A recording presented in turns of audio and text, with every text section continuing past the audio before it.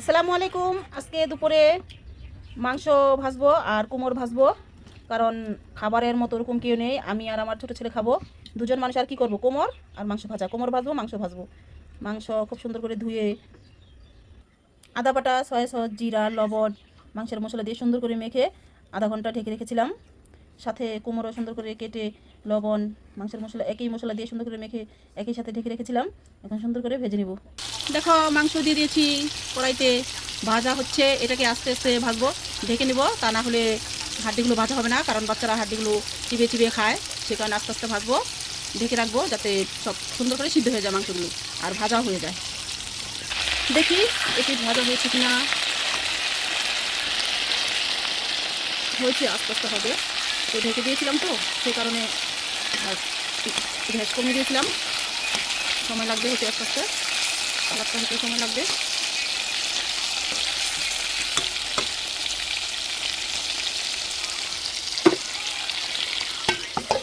দেখো, মাংস ভাজা হয়ে গেছে, খুব সুন্দর করে ভেজে নিয়েছি। দেখি আর দিয়ে একটা যদি কালার না হয়, ভেজে নিয়ে সুন্দর করে হয়ে গেছে মাংস ভাজা।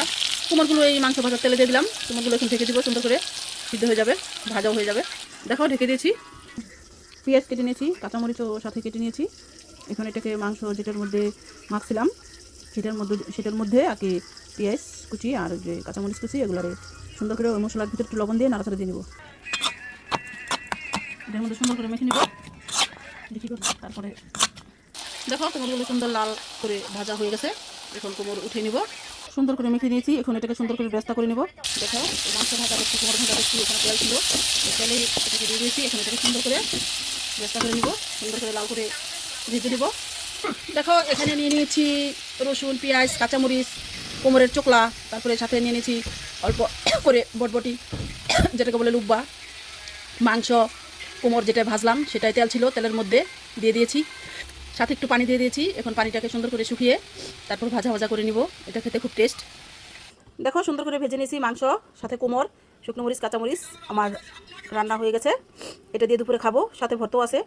দেখাও, খেতে বসে গেছে আমার ছোটো ছেলে। মাংস খুব পছন্দ, মাংস দিয়ে এখন খাবে। মাংস ভাজাটা খুব পছন্দ। কেমন হয়েছে রে মাংস? দেখো, এগুলো ভাজা হয়ে গেছে।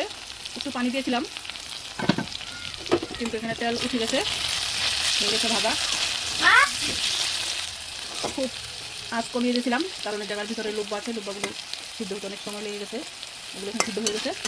এখন এগুলো সুন্দর করে তিন পাটায় বেটে নেব। হয়ে গেছে ভাজা, এখন নামিয়ে নেব।